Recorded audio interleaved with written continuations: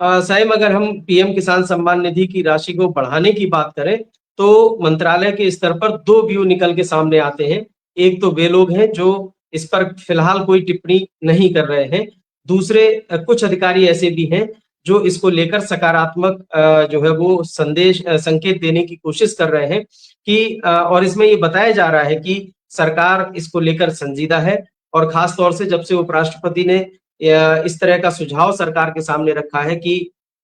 PM किसान सम्मान निधि की राशि में बढ़ोतरी होनी चाहिए, उसके बाद से सरकार ने इस विषय पर गंभीरता से विचार करना शुरू कर दिया है। लेकिन इसकी एक लंबी प्रक्रिया है और ये ओवरनाइट फैसला नहीं किया जा सकता है। तो ऐसे में ये बात बिल्कुल तय है कि संसद का जो मानसून सत्र है वो 21 जुलाई को शुरू होने वाला है और 21 जुलाई के बाद इस विषय पर निश्चित रूप से विपक्ष भी सरकार को घेरने की कोशिश करेगा, क्योंकि खरीफ सीजन में की जो एक सबसे महत्वपूर्ण ये जो दौर होता है खेती के लिहाज से अगर हम देखें, तो इसमें अगर ये डिले हुआ है और लघु एवं सीमांत किसानों का नुकसान बढ़ने का खतरा जो है वो और ज्यादा बढ़ गया है, तो इससे विपक्ष को भी एक मौका मिला है कि वे सरकार की घेराबंदी करें। और संसद का जब सत्र होता है तो सभी राजनीतिक दलों को एक मंच मिलता है अपनी बात रखने का और इसके माध्यम से पूरे देश तक ये बात जाती है। तो सभी विपक्षी दल सरकार को घेरेंगे, सरकार से सवाल करेंगे कि आखिर इतना विलंब क्यों हुआ और अगर हुआ है तो किसानों को अंधेरे में क्यों रखा गया। उनको ये बात पहले ही बता देनी चाहिए थी, तो वे अपनी तैयारी कर लेते, कहीं और से पैसे का इंतजाम करते और अगर जब भी सरकार की तरफ से ये पैसा मिलता तो उसकी भरपाई कर दी जाती। लेकिन किसान इंतजार में बैठे हुए हैं। आपने पहले ये कहा था, यानी सरकार ने पहले किसानों से ये कहा था, छोटे किसानों से, कि उन्हें सूदखोरों से, साहूकारों से, सेठ महाजनों से अब पैसा नहीं लेना पड़ेगा। अपनी फसल की जो छोटी-मोटी रकम है, जो 2,000 रुपए तक की जो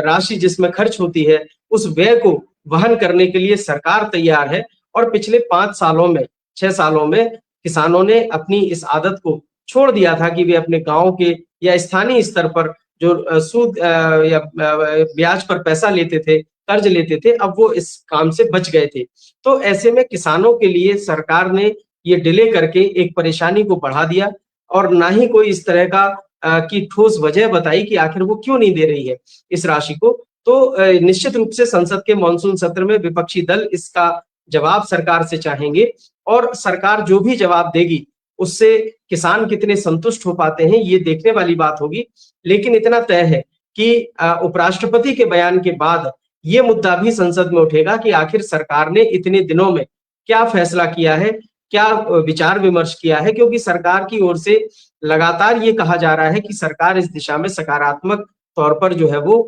विचार मंथन करेगी और फिर इसके बाद कोई फैसला करेगी। तो चूंकि उपराष्ट्रपति के बयान को, जिसमें उन्होंने पीएम किसान सम्मान निधि की राशि को बढ़ाकर 30,000 रुपए तक, सालाना 30,000 रुपए तक करने की जो बात कही है, उस बयान के आने के बाद अब जबकि संसद का मानसून सत्र शुरू होगा तब तक लगभग 1.5 महीने का समय बीत चुका होगा। तो ऐसे में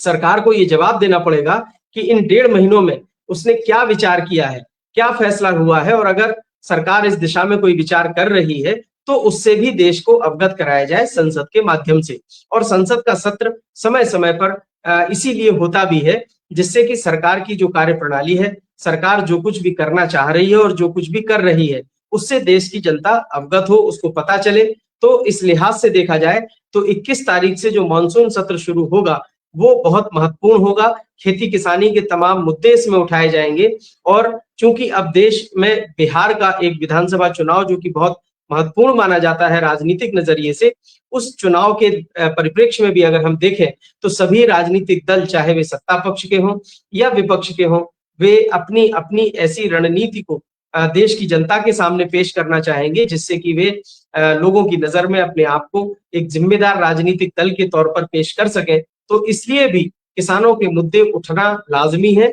और संसद के सत्र में दोनों सदनों में इस तरह के मुद्दे उठाए जाएंगे। हमारे और आपके लिहाज से ये महत्वपूर्ण इसलिए होगा कि हमें भी ये जानने का मौका मिलेगा कि जो बात सरकार अब तक नहीं कह रही थी, चाहे वो ऑफ द रिकॉर्ड हो या ऑन रिकॉर्ड हो, जो बात नहीं कही जा रही थी वो बात अब संसद के माध्यम से पता चल सकेगी। तो सरकार की मंशा का भी पता चलेगा, सरकार के मंतव्य का भी पता चलेगा कि आखिर सरकार क्या करना चाहती है और क्या करेगी। तो ये दोनों विषय बहुत महत्वपूर्ण होंगे और ऐसे में हम ये कह सकेंगे कि अगर सरकार पीएम किसान सम्मान निधि की राशि को बढ़ाने के लिए संकल्पबद्ध है, तो कितनी बढ़ाई जाएगी, ये इसका भी एक अनुमान लग सकेगा। लेकिन मेरा कहना सिर्फ इतना है कि 21 जुलाई तक हमें इंतजार करना पड़ेगा इस दिशा में। कोई भी फैसला सरकार अगर अभी लेती है, तो उसका खुलासा संसद के माध्यम से ही किया जाएगा, या एक संभावना ये भी बनती है कि अगर 18 जुलाई को प्रधानमंत्री नरेंद्र मोदी मोतिहारी से किसान सम्मान निधि की 20वीं किस्त जारी करते हैं, तो उस कार्यक्रम के दौरान भी सरकार की तरफ से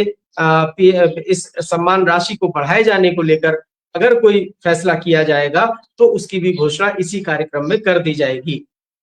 इससे संसद का जो सत्र है, उस दौरान विपक्षी दलों को सरकार को घेरने का मौका ना मिले, ऐसा सरकार की रणनीति होगी अगर 18 जुलाई को सरकार की तरफ से इस दिशा में कोई घोषणा की जाती है तो इसका हम एक लबुलवाब ये निकाल सकते हैं कि 18 जुलाई की जो तारीख होगी वो एक बेंचमार्क होगी और 21 जुलाई से जो मानसून सत्र शुरू होगा, उसमें जो है सरकार पूरी तस्वीर को स्पष्ट कर देगी कि क्या कुछ करना चाहती है। सही।